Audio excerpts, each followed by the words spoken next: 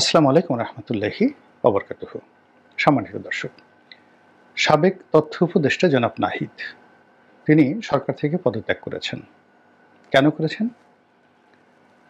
এই সরকারের জমানাতে একটি রাজনৈতিক দল হবে, অনেকেই বলছেন kings party, whatever maybe, কিন্তু সেই কিংস পার্টির পদ গ্রহণ করার জন্য তিনি পূর্ণমন্ত্রীর মর্যাদা সম্পন্ন একটি পদ, যেখানে অলমোস্ট প্রায় 2.25 লক্ষ টাকার মতো নিয়মিত বেতন এবং ভাতা আসে।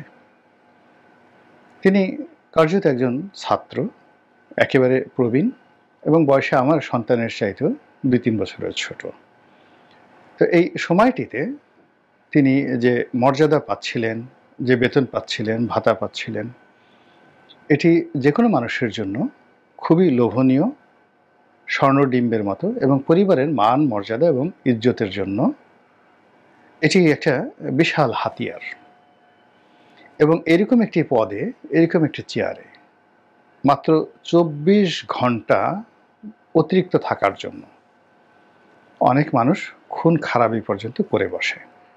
অর্থাৎ বড় একটি পদপদবিতে আছেন, আপনার আজকের দিন হলো শেষ দিন, কিন্তু যদি আপনার কাছে অপশন দেওয়া হয় যে আগামী আরও 24 ঘন্টা আপনি এরকম একটা লোভনীয় পদে থাকতে পারবেন, বিনিময়ে গোপনে কয়েকজনকে খুন করতে হবে, আরও অপকর্ম করতে হবে, এই সমাজে বহু লোক পাবেন যে শত শত মানুষকে খুন করে হলো 24 ঘন্টার জন্য একটি পদ তারা আঁকড়ে ধরবেন। তো সেই রকম একটি লোভনীয় পদ স্বেচ্ছায় ত্যাগ করে রাজনীতির মতো একটি ঝুঁকিময়, অনিশ্চিত এবং একটি যাকে বলা হয় যেখানে পদে পদে বিপদ এবং বিপত্তি, দুর্নাম এবং বদনাম, এরকম একটি জায়গাতে তিনি যে এলেন, এটি আমি এই বাংলায় আগে কখনো দেখিনি। ফলে তিনি সফল হবেন কি হবেন না, তিনি ভালো না মন্দ, তিনি কি করেছেন বা না করেছেন, ডাজ নট ম্যাটার। এই মুহূর্তে কেবলমাত্র উপদেষ্টার এই পদ ছেড়ে আজকের এই জায়গাটাতে তিনি এসেছেন। এজন্য বাঙালি জাতি হিসাবে আপনাকে ধন্যবাদ তাকে দিতেই হবে, এর দ্বিতীয় নজির নেই। আপনি ওয়ার্ড আওয়ামী লীগের একটা সেক্রেটারি কিংবা ছাত্রদলের যে কোনো একটা কলেজ শাখার দপ্তর সম্পাদক, খুন করে ফেলেন, দেখেন সে পদ ছাড়ে কিনা। মন্ত্রী এমপির কথা তো বাদ দিলাম। তো সেখানে এই ভদ্রলোক তিনি রাজনীতি করতে এসেছেন, আর এই রাজনীতি করার এই সময়টিতে তাকে নিয়ে বিভিন্ন মহল নানা রকম, যাকে বলা হয় তথ্য বিকৃতি, নানা রকম অপপ্রচার, আপনি সেটাকে প্রচার বলেন, সত্য মিথ্যা এখন যাচাই করার বিষয় নয়, কিন্তু যে বিষয়গুলো বলার চেষ্টা করছেন যে তিনি এই কয়দিন ক্ষমতায় ছিলেন এবং প্রায় 1000 কোটি টাকা তিনি লোপাট করেছেন, একেবারে ব্যানার বানিয়ে পুরো সামাজিক মাধ্যমে রীতিমতো তাণ্ডব চালানো হচ্ছে। 2 নম্বর হলো যে কি একটা আছে ক্রিপ্টোকারেন্সি, সেই ক্রিপ্টোকারেন্সির গোপন অ্যাকাউন্ট থাকে, সেই অ্যাকাউন্ট কারা কারা নাকি খুঁজে পেয়েছে, সেই অ্যাকাউন্টে তার শত শত কোটি টাকা রয়েছে মিস্টার নাহিদের, বদনাম। তারপর নাহিদের আব্বা, তিনি রামপুরার একজন সাধারণ স্কুল শিক্ষক, তিনি নাকি এই সময়টিতে সেই কত কোটি টাকা মূল্যের, 10 কোটি টাকা না 8 কোটি টাকা মূল্যের একটা বাড়ি তিনি ক্রয় করেছেন। এটা নিয়ে প্রচার চলছে, অপপ্রচার চলছে, প্রোপাগান্ডা চলছে। আর এক গ্রুপ বলার চেষ্টা করছে যে তিনি এই নাহিদের ক্ষমতাকে ব্যবহার করে সেখানে তিনি চাঁদাবাজি থেকে শুরু করে সব কিছু তিনি নিয়ন্ত্রণে নিয়ে নিয়েছেন এবং এই সময়ের মধ্যে সর্বনাশ করে ছেড়েছেন দেশ কাল জাতির। এখন আমাদের সমস্যা হলো কি, যে আমরা কেউ যারা আর্ত, আঘাতপ্রাপ্ত, আর্ত বলা হয় আঘাতপ্রাপ্তকে, তো আর্তের যে আরতি, চিৎকার, কান্না, আমরা এটা শুনতে পাই না বা শুনতে পছন্দ করি না। আমরা কেউ নাহিদের সঙ্গে কথা বলবো না, তার বাবার সঙ্গে কথা বলবো না, আমরা কেউ রামপুরা যাব না, আমরা কেউ খোঁজ খবর নেব না। আমরা শুধু ওই যে গুজবগুলো রয়েছে, সেই গুজবগুলো আমি যেই রকম মানুষ সেই রকম একটা ক্যানভাসে ফেলে বা সেই রকম একটা আয়নার উপরে আমার নিজের প্রতিচ্ছবি আমি যেভাবে দেখি ওভাবে নাহিদকে বা তার আব্বাকে বসিয়ে আমরা কল্পনা করছি। আর আমরা বলছি, যারা মন্দ লোক তারা বলছি, ছি ছি ছি, মানুষ এত খারাপ হয়, এত অবলা, এত কচি বয়স, এত অল্প বয়স, এই বয়সে মানুষ এত অপকর্ম করে, পুরো জীবন যার বাকি রয়েছে, শুরুতেই তার এমন অবস্থা, ভবিষ্যতে যদি ক্ষমতা পায় এ তো পুরো বঙ্গোপসাগর সহ গিলে খাবে, লানত হোক এর প্রতি। আর আফসোস, ওর কেন হলো, আমার কেন হলো না, আমার কি ওর চেয়ে কম যোগ্যতা, ও তো আমার জুতো টানার উপযুক্ত নয়। এই সকল কথাবার্তা বলে আমাদের সমাজের একটা বিরাট অংশ নিজেদের যে বিকৃত রুচি, বিকৃত চিন্তা, আমরা এটা নাহিদের উপর ঢেলে দিচ্ছি। এই গেল এক। আর নাহিদকে যারা ভালো মানুষ মনে করছেন তারা প্রায় সবাই তার পক্ষে কেউ কথা বলছেন না, চুপচাপ থাকছেন। এই যে ভালো মানুষদের চুপ থাকা বা জ্ঞানী মানুষের চুপ থাকা, এটি একটি সমাজের জন্য সবচেয়ে বড় অভিশাপ। এই পৃথিবীর যত যুদ্ধ হয়েছে বিরোধের জন্য নয়, ভালো মানুষগুলো প্রতিবাদ করেনি।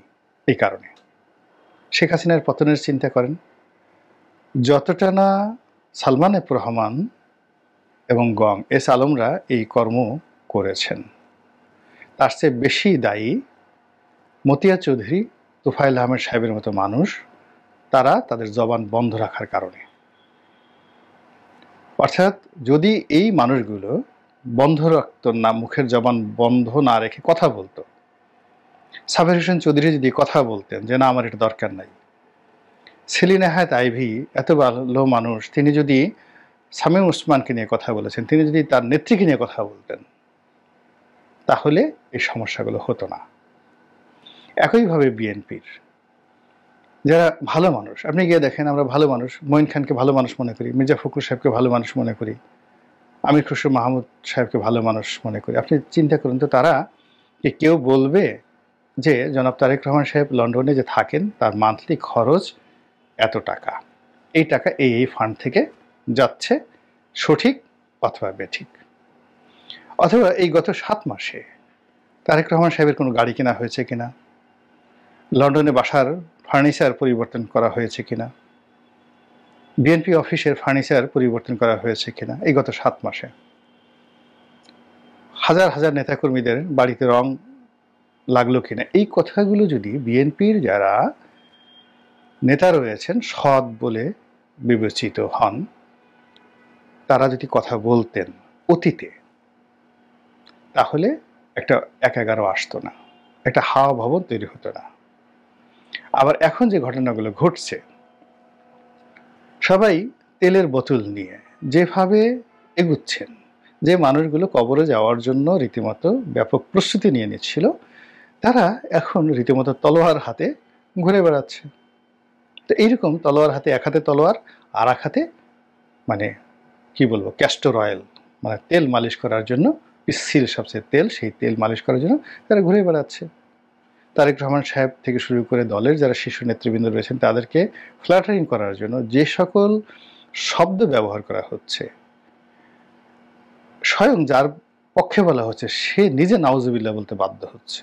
এর চেয়ে লজ্জাকর, মানে ওই যে সকল নেতা, মানে যারা এই ধরনের কথাবার্তা বলেন, মূলত দলের যারা ভালো মানুষ তারা যদি এদেরকে অপমান করেন, সমালোচনা করেন, সংশোধন করেন, অবশ্যই এরা সংশোধন হবে না। তারপরেও এদেরকে যদি প্রতিহত করা হয়, তাহলে বিএনপির যে ভবিষ্যৎ, সেই ভবিষ্যৎটা উজ্জ্বল হবে। নচেত তাদের ভবিষ্যৎ আওয়ামী লীগের মতো হবে, তাদের ভবিষ্যৎ অতীতে এই ১-১১-এর মতোই হবে।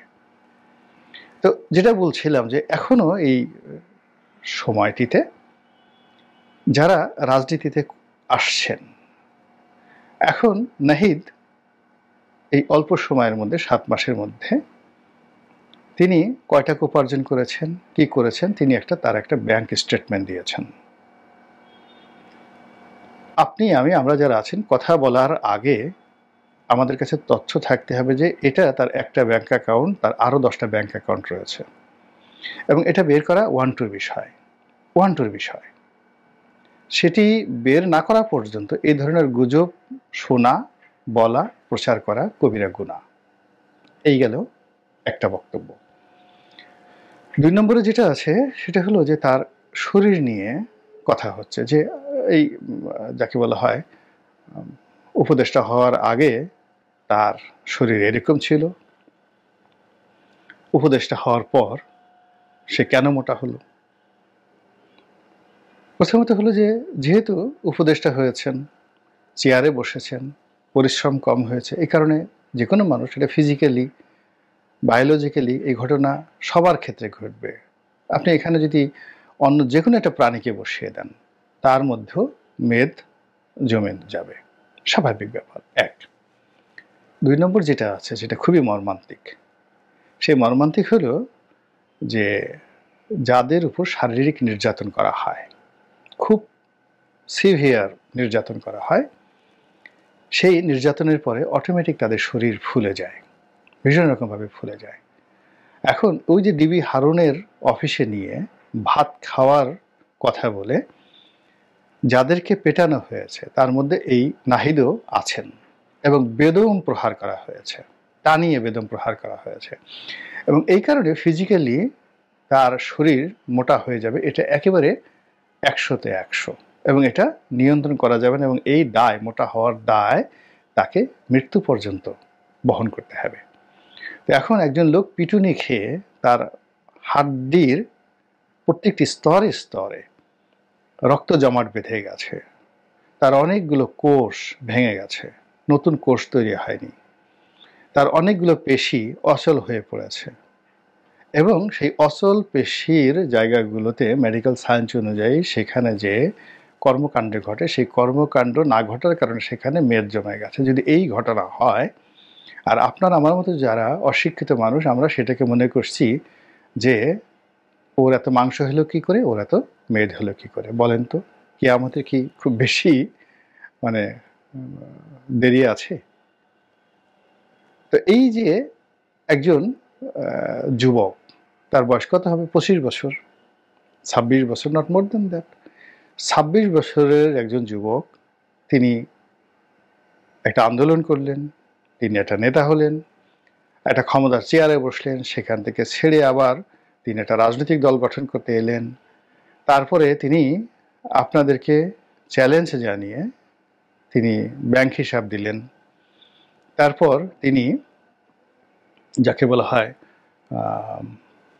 ব্যাংক হিসাব দেওয়ার সঙ্গে সঙ্গে তিনি আবার ঘোষণা দিলেন যে আমার নামে, আমার আত্মীয় স্বজনের নামে কেউ গত 7 মাসে কোনো সম্পত্তি ক্রয় করেনি। It's open challenge. আপনি গিয়ে দেখুন তো তার মায়ের নামে, ভাইয়ের নামে, বোনের নামে, ভগ্নিপতির নামে কারো নামে কোনো দলিল হয়েছে কিনা, এটা তো আপনি ইজিলি সার্চ দিয়ে খুব সহজে নিতে পারেন। তো সেই কাজগুলো না করে আমরা সামাজিক মাধ্যমে একটা ভাইব তুলছি। অথচ নাহিদকে বাদ দিয়ে যদি সরকারের অন্য লোকদের ব্যাপারে আপনি প্রশ্ন করতেন, যারা নাহিদের বাবার চেয়েও সিনিয়র, দাদার চেয়েও সিনিয়র, এবং যাদের বিরুদ্ধে প্রমাণিত ক্যাশ ডিল হয়েছে, তো সেগুলো নিয়ে আমরা কেউ কথা বলছি না। প্রশাসনের যে সমস্ত লোক গত 7 মাসে আঙ্গুল ফুলে বটগাছ হয়ে গেছে, এক একটা নিয়োগের জন্য, এক একটা বদলির জন্য অতীতের যে কোনো সময় সে 10 গুণ টাকা দিয়ে বড় বড় পদগুলোতে যারা এসেছে, তারপরে ঘুষের রেট আগের চেয়ে 3 গুণ বাড়িয়ে দিয়েছে। আপনি আমি তো কথা বলছি না, নিশ্চুপ তাদের ব্যাপারে। আর যাকে আমরা দুর্বল মনে করছি, তার উপরে আমরা ঝাঁপিয়ে পড়ছি। যে কজন সমন্বয়ক রয়েছেন, এই সমন্বয়কদের মধ্যে নাহিদকে আমার মনে হয়েছে সবচেয়ে মৃদুভাষী, সবচেয়ে ডিসেন্ট, এবং সবচেয়ে ভদ্র। কম কথা বলেন, তার চোখের দিকে তাকিয়ে দেখেন, অন্য সবার চেয়ে তিনি নীরব এবং কম নড়াচড়া করেন। তার ফিজিক কন্ডিশন অন্য সবার চেয়ে একটু মোটাসোটা। তো এই বিষয়গুলো বিবেচনা না করে, বিশ্লেষণ না করে, এই মানুষটিকে আমরা যেভাবে শেষ করে দেওয়ার জন্য চেষ্টা করছি, এটা বাংলাদেশে অন্য যে যাই করুক না কেন, আমি আমার সঙ্গে নাহিদের কোনো কথা হয়নি, হবেও না, কোনো পরিচয় নেই। এবং এই প্রথম আমি কারো পক্ষে বা বিপক্ষে ছাত্রদের নিয়ে এই কথা বললাম। আমি এদেরকে নিয়ে কথা বলি না, কিন্তু এখন যেভাবে চলছে, যদি আমি কথা না বলি বা আমার মতো আপনারা কথা না বলেন, তাহলে বনী ইসরাইল জাতির সেই অলি আল্লাহর মতো আমাদের অবস্থা হবে। আল্লাহ রাব্বুল আলামিন একটা জনপদে যখন এরকমভাবে গজব নাজিল করবেন, তখন গজব নাজিল করার জন্য জিবরাইল আলাইহিস সালামকে পাঠালেন। বললেন যে পুরো জমিনটা উল্টে দাও, যা আছে সবগুলো ফিনিশ করে দাও। তখন আল্লাহর ফেরেশতা জিবরাইল আলাইহিস সালাম বললেন, ইয়া আল্লাহ রাব্বুল আলামিন, ওই পাহাড়ের গুহার মধ্যে একজন লোক দীর্ঘদিন ধরে তোমার ইবাদত বন্দেগী করছে, তো জমিন উল্টেই দিলে সে তো কোনো অন্যায় করেনি, এই জনপদে কোনো খোঁজ খবরও রাখেনি, সে শুধুমাত্র তোমাকে নিয়ে ব্যস্ত আছে পাহাড়ের গুহার অভ্যন্তরে। তো তার ব্যাপারে তোমার সিদ্ধান্ত কি? সেও তো মরে যাবে এই সময়টাতে। আল্লাহ বলেন যে সবার আগে ওর উপরে মানে এই জমিনটা উল্টাই দাও, ওর মাথার উপরে উল্টাই দাও। এর কারণ হলো ওর কওম যখন বিপদগ্রস্ত, ওর কওম যখন বিভ্রান্ত, ওর নবী যখন সাহায্যের জন্য হাত বাড়াচ্ছে, ও তখন সবকিছু ভুলে আমার ইবাদত করছে, ওর ইবাদত আমার দরকার নেই। এই হলো ইতিহাস। আমরা অনেক অনেক বড়, কিন্তু ব্যক্তিগত জীবনে আমাদের অনেকের বরকত নেই। গিয়ে দেখেন শারীরিক সুস্থতা নেই, পারিবারিক শান্তি নেই, ছেলে সন্তান অমানুষ হয়েছে, সমাজের কোনো মানুষ রেসপেক্ট করে না, চেহারার মধ্যে কোনো রহমত নেই, বরকত নেই। আমরা খুব বড় পণ্ডিত ব্যক্তি, খালি সংসার ভাঙে, ঘর ভাঙে, ব্যবসা বাণিজ্য, টাকা পয়সার অভাব অভিযোগ। তো এইগুলো মূলত আমাদের কুচিন্তা, কুকর্মের ফল। আমরা অনেকে কুকর্ম করতে পারি না, কুকর্ম করার জন্য সাহস লাগে, সুযোগ লাগে, কিন্তু সহজে যে কাজটি করি সেটা হলো কুকর্মকে সমর্থন করি, আর কুকর্ম করার জন্য লালায়িত হই, আর কুকর্ম করার জন্য আমরা মনে মনে মন মস্তিষ্কে চিন্তা করি। আপনি ধর্ষণ করেন, এটা যেভাবে অপরাধ, তার চাইতে যে কোনো একটা রমণীকে মানুষপটে নিয়ে ধর্ষণ করার, জেনা করার, ব্যভিচার করার যে আপনার যে চিন্তা, খুন করার যে চিন্তা, যে কোনো মানুষকে টাকা চুরি করার, কোনো পরিশ্রম না করে পদ পদবি দখল করার একই শাস্তি। ফলে কি হচ্ছে? বরকত আসে না জীবনে, বেশিরভাগ মানুষের জীবনে বরকত আসে না। আল্লাহ আমাদের সবাইকে হেদায়েত দান করুন এবং হেফাজত করুন। আসসালামু আলাইকুম ওয়া রাহমাতুল্লাহি ওয়া বারাকাতুহু।